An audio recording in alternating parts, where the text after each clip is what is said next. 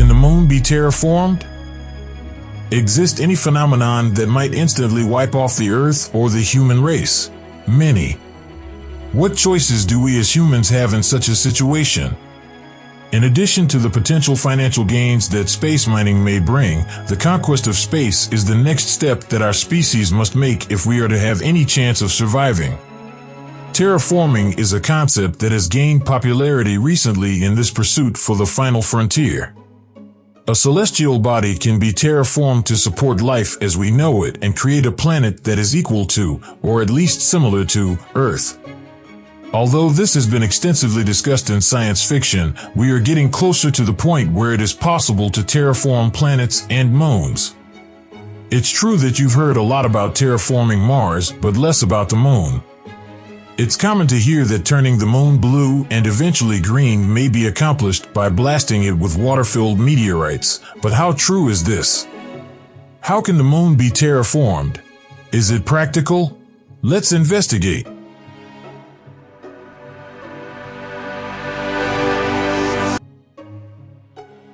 Resources and difficulties in terraforming the moon. The moon has one major advantage over every other planet in the solar system when it comes to terraforming: distance. You can practically have real-time communication with individuals on the moon, as opposed to Mars or Venus, the two most popular possibilities. The task's logistical requirements are considerably simplified, but not all of the benefits applied because each planet or moon is unique. We need to meet certain basic necessities in order to survive anywhere in the cosmos, including access to food, water, breathable air, and radiation protection. This means that the first thing we require is an atmosphere, which the moon, in theory, does not possess because the solar wind eventually tears apart any gases that could be present on its surface. The magnetic field of the moon. The lack of a magnetic field needs to be addressed first in order to prevent the solar wind from stealing any atmosphere we manage to produce. It is not a good idea to consider turning on or restarting a dynamo in the core of our spacecraft because it is small and lacks any tectonic plates that are actively moving. Instead, a strong magnetic field generator might be put in place to move into a fixed orbit parallel to the moon.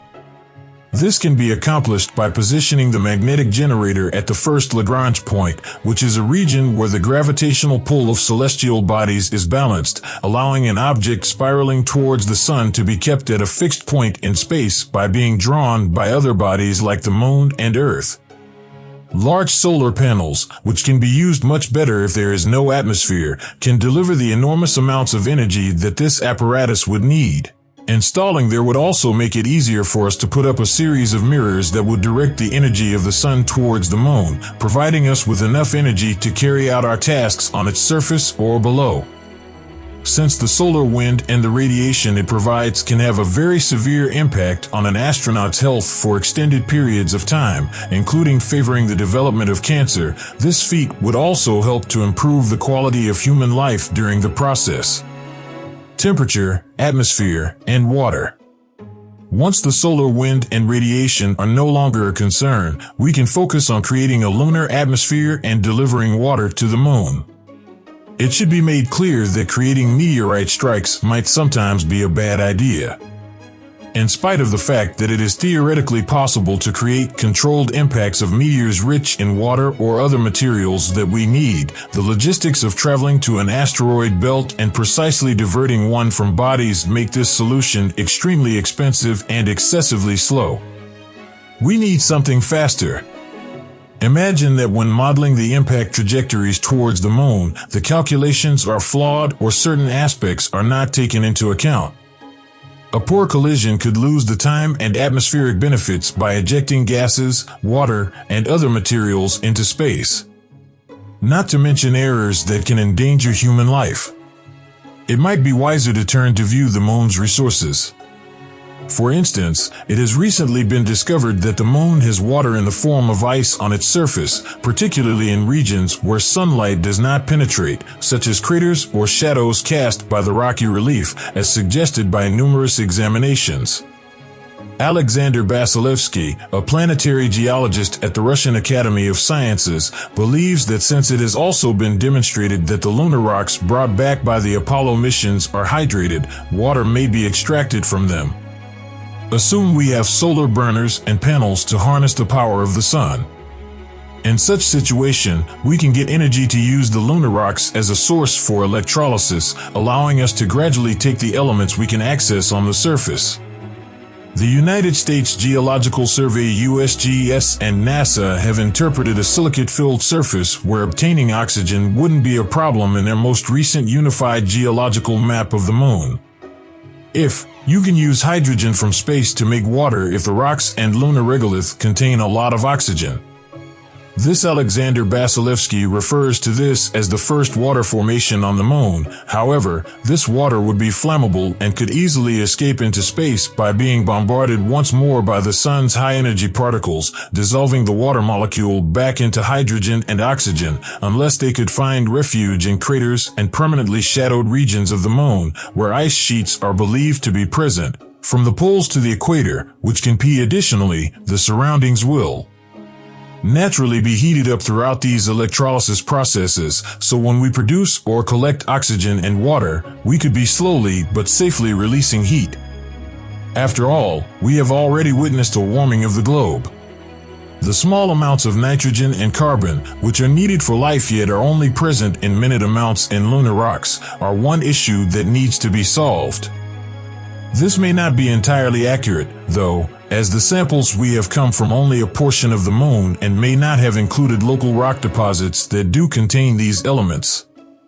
This theory is gaining support, though, as samples of carbon ions have been found to be released in greater quantities than anticipated in the basaltic plains, according to data from the Japanese lunar orbiter Kaguya mission.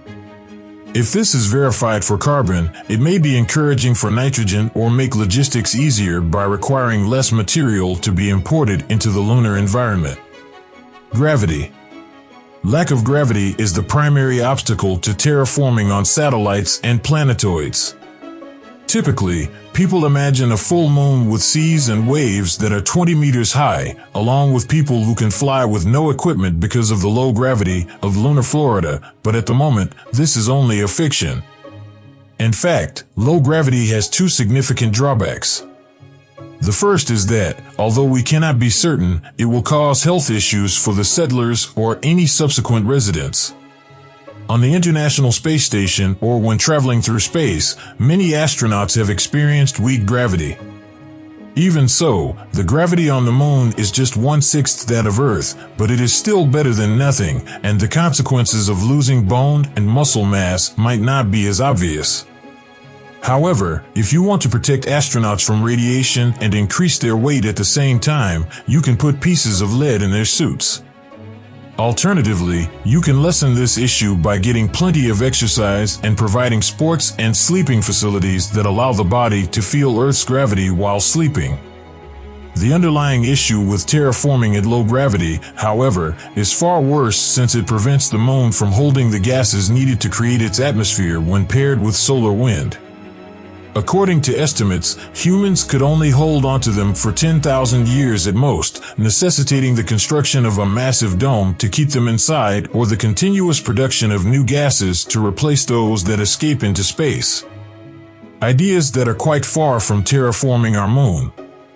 The risks associated with continuing to bombard the moon with meteors, asteroids, and comets in order to increase its mass and improve its ability to retain an atmosphere, however, go beyond those already mentioned. If our satellite continues to gain mass, it may not be a good idea for life on Earth. In addition, the impacts on the tides might be disastrous, affecting the lives of many people who live along the beaches and the value chains of energy infrastructures, greatly expanding the issue. Increasing it could attract additional meteors and asteroids. Is it therefore not viable to terraform the moon since there is no method to increase the moon's mass and the atmosphere would be destroyed anyhow? No, at least not with the technology available now, but there is yet time to try again. Lunar settlement researchers have discovered an increasing number of things of interest from both a scientific and an economic perspective, and the moon may still hold many mysteries as we theorize about the difficulties of lunar terraforming. It is important to keep in mind that the Apollo missions were driven more by politics than science, which prevented the landing sites from being planned in a way that promoted scientific investigation. Therefore, it is crucial to understand the resources the moon has. The Artemis program, which is led by NASA but includes participation from other space agencies, is already actively working to return to the moon and make important discoveries, experiments that verify what has been said thus far, and commercial arrangements. Assume that the logistical capability to utilize lunar resources is attained and that deposits of economically valuable materials, such as rare earth elements, are found. In such situation, this program will develop and competition might commence with space mining for good. If this occurs, developing industries and the human habitats necessary to run those industries will take precedence, and we will use everything we have learned to produce those habitats. We could be able to build a dome in enormous craters, utilize the water they have, and import some land, carbon, and nitrogen in particular regions for a lunar crop that would provide food for the employees. To have enough energy, ovens and solar panels can be employed. Additionally, electrolysis procedures will be used in lunar mining. Another alternative for building human dwellings on the moon would be to excavate tunnels a few meters deep, where the daytime temperature will naturally be comfortable for humans because the days on the moon extend for weeks. We can use the energy that is accumulated throughout the day and night. These operations might intensify over time until colonization is a proven truth. The moon can be utilized as a base of operations for satellites and planets, and because of its low gravity, launch costs are lower. This colonization has benefits beyond only economic ones. Economic demands will inevitably lead to the development of the required infrastructure, making this proposition theoretically even more profitable. If we stick with the current technology, the in-situ resources, particularly the water reservoirs, on the moon will make it easier to make rocket fuel. Mercury is a planet that, while having more gravity and energy resources than the moon, is quite similar to the moon in many aspects. It can be terraformed using the same methods we've discussed on Mercury, and it has a higher chance of doing so. Working on terraforming the moon will help us acquire expertise and pave the way for terraforming other satellites with similar characteristics where the solar wind and gravitational context are more favorable for the endeavor, increasing the possibilities for space mining. The most amazing human achievement would be to terraform every celestial body in our solar system, yet it's possible that we can't do it right now. The human race would finally be moving in the correct direction towards becoming a species that colonizes space. The adaptation to these activities will take some time. While we should never dismiss moral or social issues, it is imperative for our existence and also the logical next step for our species to colonize the moon until it is able to achieve self-sustainability in artificial habitats.